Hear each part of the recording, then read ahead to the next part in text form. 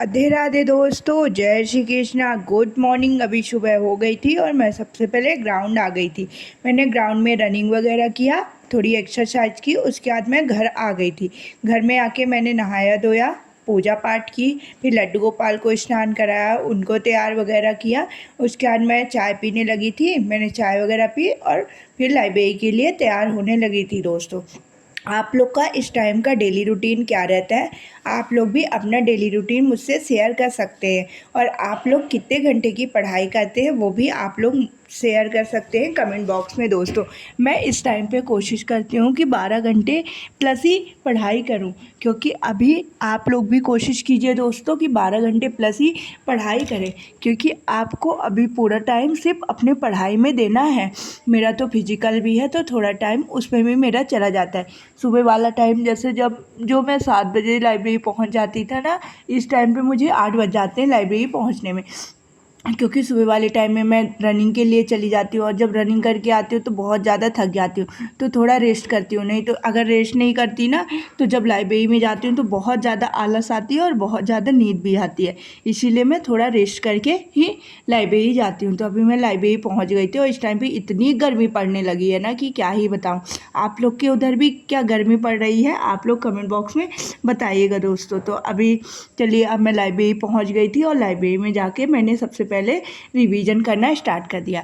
आज की स्टडी में मैंने सबसे पहले स्टैटिक जीके का रिवीजन करना स्टार्ट किया। डेली का मुझे मेरा सुबह का रूटीन रहता है कि सबसे पहले मैं जीके जीएस के रिवीजन से ही स्टार्ट करती हूँ, क्योंकि मॉर्निंग में क्या रहता है, माइंड फ्रेश रहता है और जो भी चीज़ें हम याद करते हैं बिल्कुल बहुत अच्छे तरीके से हमारे माइंड में सेट हो जाता है दोस्तों। तो चलिए, आज मैंने स्टैटिक जीके में क्या पढ़ा वो आप लोगों से शेयर कर। मैं अपने टॉपिक्स आप लोगों से इसलिए शेयर करती हूँ दोस्तों कि जो लोग भी मेरे साथ पढ़ाई करना चाहते हैं, जैसे जैसे जो जो टॉपिक्स मैं अपने कंप्लीट करती जाती हूँ, आप लोग भी कोशिश करिए वो टॉपिक अपने कंप्लीट करते जाइए। तो दोनों लोग के साथ साथ टॉपिक कंप्लीट हो जाएंगे और एग्ज़ाम से पहले एक बहुत अच्छा हम रिवीजन कर पाएंगे दोस्तों। तो आज मैंने स्टैटिक जीके में 3 टॉपिक को कंप्लीट किया: बायोस्फीयर रिजर्व, पंचवर्षीय योजनाएं और टाइगर रिजर्व। बायोस्फीयर रिजर्व और टाइगर रिजर्व थोड़े छोटे छोटे टॉपिक थे, इसलिए मैंने आज 3 टॉपिक को कवर कर पाया। तो चलिए, अब मैं पंचवर्षीय योजना से 5 क्वेश्चन पूछूंगी, 5 बायोस्फीयर रिजर्व से और 5 टाइगर रिजर्व से। आप सभी क्वेश्चनों को ध्यान से सुनिएगा और कमेंट बॉक्स में आंसर देने की कोशिश कीजिएगा। आप लोग क्वेश्चन को प्लीज़ ध्यान से सुना करिए, क्योंकि ये जो मैं क्वेश्चन पूछती हूँ बहुत ही इंपॉर्टेंट क्वेश्चन पूछती हूँ, जो हमारे एग्जाम में डायरेक्ट बनने के चांसेस रहते हैं दोस्तों। इसीलिए मैं अपनी वीडियो में ज़्यादातर क्वेश्चन पूछती हूँ कि जब क्वेश्चन पूछूंगी, अगर आप लोग मेरी वीडियो को ध्यान से देखते हैं तो उससे आप लोग क्वेश्चन ही सुनेंगे, आपका टाइम वेस्ट बिल्कुल भी नहीं होगा। और यदि ये क्वेश्चन 2-3 भी डायरेक्ट आपके एग्जाम में फंस जाते हैं तो सोचिए दोस्तों कि सिलेक्शन तो 1 नंबर से हो जाता है, और अगर 2-3 क्वेश्चन भी मेरे बताए हुए एग्जाम में फंस गए तब तो आप लोग का सिलेक्शन हो ही जाएगा दोस्तों। तो चलिए, अब मैं आप लोगों से क्वेश्चन पूछती हूँ, आप लोग उन सभी क्वेश्चनों को ध्यान से सुनिएगा और कमेंट बॉक्स में आंसर देने की कोशिश करिएगा। पंचवर्षीय योजना की शुरुआत कब हुई थी?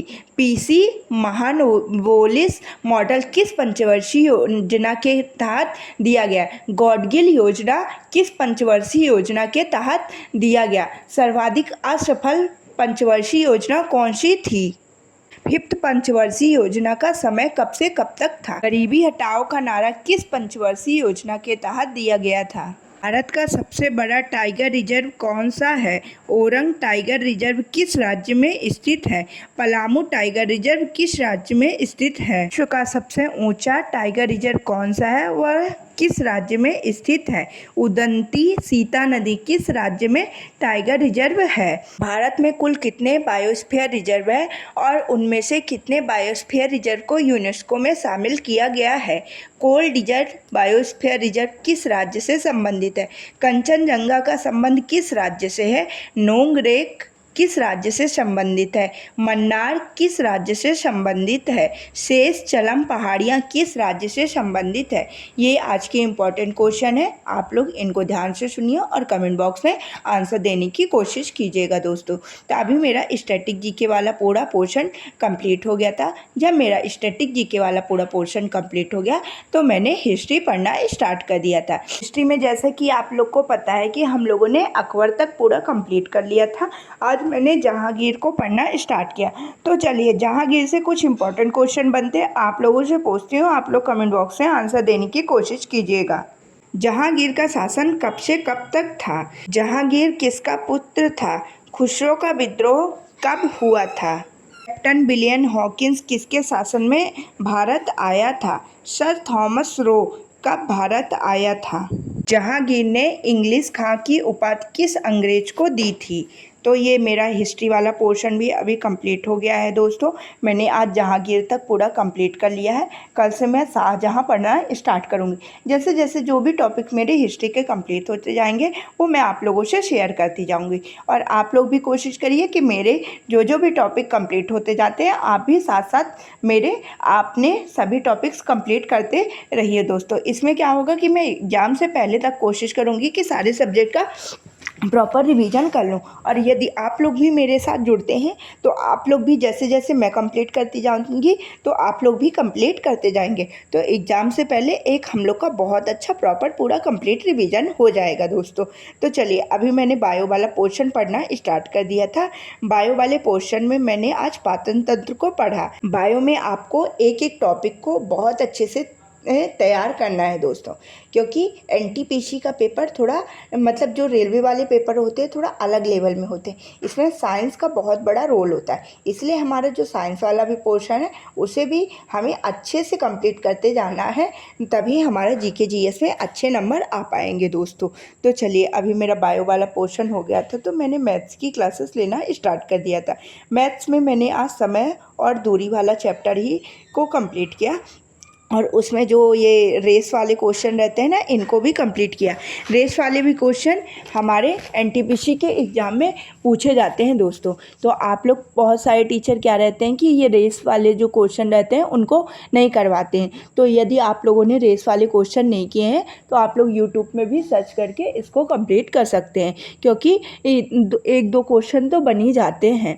तो अभी मेरा मैथ वाला भी पोर्शन पूरा कंप्लीट हो गया था तो मैंने आज 16 मई की करेंट अफेयर की क्लासेस लेना स्टार्ट कर दिया था दोस्तों। जैसा कि आप लोग को पता है कि मैं करंट की क्लासेस डेली ही लेती हूँ, इसीलिए मुझे करंट वाला पोर्शन अलग से पढ़ने की ज़रूरत नहीं है। इसी में से मेरा पूरा कंप्लीट हो जाएगा। और सर ने अभी बोला है कि एनटीपीसी के लिए कुछ क्लासेस डिजाइन करेंगे, उसमें पूरा कंप्लीट 6 मंथ का करंट रिवीजन करा देंगे। तो जब वो क्लासेस आएंगी मैं उन क्लासेस को लूँगी और आप लोगों से भी शेयर करूँगी। तो आप लोग भी अभी भी डेली कोशिश करिए कि डेली करंट अफेयर की क्लासेस लीजिए और उन क्लासेस को भी आप लोग भी कंप्लीट कर लीजिएगा दोस्तों। उससे क्या होगा कि हमारा बहुत अच्छे से करंट का रिवीजन हो जाएगा, क्योंकि करंट के क्वेश्चन तो हमारे एग्ज़ाम से 5 से 6 क्वेश्चन बने जाते हैं। अगर मतलब सिलेक्शन तो बताइए एक एक नंबर से रह जाता, तो यदि हम करंट पढ़ के 5 से 6 क्वेश्चन बना सकते हैं तो कितनी अच्छी बात है। अभी मेरा करंट वाला भी पोर्शन कंप्लीट हो गया था और मुझे बहुत ज़ोरों की भूख लगाई थी। मैं घर पर आई, मैंने घर पर जल्दी से खाना वगैरह खाया और थोड़ा सा रेस्ट लिया। इस टाइम पे मतलब मेरा सिर दर्द करता है, पता नहीं क्यों, फिर भी मैंने सोया नहीं। मैं सोची अगर सो जाऊंगी ना तो बहुत लेट हो जाऊंगी। तो फिर मैं जल्दी से उठी, मुंह हाथ धुली और फिर से दोबारा से लाइब्रेरी चली गई थी दोस्तों। यदि आप लोग को भी सिर वगैरह दर्द करता है, क्योंकि इस टाइम पे गर्मी बहुत ज़्यादा है, तो थोड़ा पावर नैप ले सकते हैं, उसके बाद अपनी पढ़ाई को कंटिन्यू करिए। और अगर आपके पास आसपास लाइब्रेरी है तो इस टाइम पे लाइब्रेरी ज्वाइन कर लीजिए, क्योंकि घर में गर्मी बहुत रहती है। लाइब्रेरी में एसी वगैरह चलती है तो थोड़ा तो ठीक ही रहता है दोस्तों, इसीलिए लाइब्रेरी में पढ़ाई करना थोड़ा आसान हो जाता है। और यदि आप लोग गांव से हैं, वहाँ लाइब्रेरी नहीं है, तो फिर गांव में तो वैसे भी उतनी गर्मी नहीं है, जैसे शहर में थोड़ा ज़्यादा गर्मी रहती है। फिर मैं दोबारा लाइब्रेरी पहुँच गई थी तो मैंने मैथ्स दोबारा से पढ़ना स्टार्ट कर दिया था। अभी मैं एडवांस मैथ्स की क्लासेस ले रही थी। एडवांस मैथ्स में मैंने अलजेब्रा वाला टॉपिक स्टार्ट किया था कल, आज भी उसी को कंटिन्यू किया और एक सेक्शनल मॉक टेस्ट दिया। सेक्शन मॉक टेस्ट में मेरे 26 नंबर आए, उनमें 4 क्वेश्चन मेरे गलत हो गए थे। 4 क्वेश्चन मेरा, एक जियोमेट्री से क्वेश्चन था वो गलत हो गया था, एक डीआई का क्वेश्चन पूछा था वो भी मुझसे नहीं बना था दोस्तों, और 2 अर्थमेटिक वाले पोर्शन में ये मिक्सचर एलिगेशन वाला चैप्टर था ना, उससे क्वेश्चन गलत हो गए थे। अब मुझे लग रहा है कि एक बार मिक्सचर एलिगेशन को भी मुझे रिवीजन करना पड़ेगा। मैं ऐसे ही रिवीजन करती हूँ दोस्तों मैथ्स का, जो टॉपिक मुझसे नहीं बनते हैं उन्हीं टॉपिक का मैं रिवीजन करती हूँ। जैसे मैं सेक्शनल मॉक टेस्ट देती हूँ, उसमें जिस भी टॉपिक के क्वेश्चन गलत होते हैं अगले दिन उन्हीं टॉपिक्स का मैं प्रॉपर रिवीजन करती हूँ और कोशिश करती हूँ कि 100 से 150 क्वेश्चन उस टॉपिक से रिलेटेड लगाऊँ, तो जिससे मेरा अच्छे से वो चैप्टर कंप्लीट हो जाएगा दोस्तों। मेरा मैथ्स वाला भी पोर्शन कंप्लीट हो गया था, तो मैंने हिस्ट्री पढ़ना स्टार्ट कर दिया था। हिस्ट्री में तो इस टाइम पे सर ने आधुनिक इतिहास चालू कर दिया है। इसमें जैसे फ्रांसीसी कंपनियों का आगमन भारत में, यही सारी चीज़ें पढ़ा रहे हैं। इस टाइम पे मैं 2-2 क्लासेस लेकर पूरा अपना कवर कर रही हूँ कि एग्ज़ाम से पहले मुझे सारी चीज़ें अपनी कवर करनी है। यदि आप लोगों ने हिस्ट्री नहीं पढ़ा है अभी तक, तो आप लोगों ने भी हिस्ट्री पूरी कंप्लीट ही कर ली होगी मेरे हिसाब से, मैं जैसा मान रही हूँ। एक बार तो मैंने भी पूरी कंप्लीट कर ली थी, तो जो मैंने पहले कंप्लीट की थी उसका पूरा रिवीजन करते जा रही हूँ, और जो अभी नवीन सर पढ़ा रहे हैं ना उसकी भी अलग से प्रॉपर नोट्स बनाती जा रही हूँ। इसमें थोड़ा लेवल एडवांस है, तो पहले वाले लेवल से भी, जैसे जो चैप्टर इसमें पहले अभी एडवांस वाले लेवल से कंप्लीट हो गया ना, तो पहले पुरानी वाली नोट से रिवीजन करती हूँ, उसके बाद नई वाली नोट से। तो मेरा बेसिक से एडवांस लेवल तक बहुत अच्छी हिस्ट्री हो गई है दोस्तों। और हिस्ट्री के भी जो भी क्वेश्चन बनते हैं, जितना मैंने चीज़ों को पढ़ लिया है, रिवीजन कर लिया है, उस पोर्शन से मेरे सारे क्वेश्चन बन जाते हैं दोस्तों। पहले मुझे क्या रहता था कि हिस्ट्री की डेट्स वगैरह भूल जाती थी, लेकिन अभी नहीं भूलती हैं। फिर मेरा हिस्ट्री वाला पोर्शन कंप्लीट हो गया था, तो मैंने रीजनिंग की क्लासेस लेने स्टार्ट कर दी। रीजनिंग की क्लासेस में मैंने पहले एक बुलेट सीरीज ली और 2 प्रैक्टिस सेट कंप्लीट किए। मैं इस टाइम पे थोड़ा रीजनिंग को ज़्यादा टाइम देने लगी हूँ, क्योंकि रीजनिंग में बुलेट सीरीज जो आई है ना, उसमें चैप्टर वाइज सा रिवीजन करा रहे हैं। यदि हम चैप्टर वाइज पूरा कंप्लीट रिवीजन करते हैं तो हमारे सारे टॉपिक कवर हो जाएंगे और एग्ज़ाम में किसी भी टॉपिक से क्वेश्चन पूछेगा तो हम आसानी से कर पाएंगे। चलिए दोस्तों, अब मैं घर जा रही हूँ। बाय बाय, राधे कृष्ण, जय श्री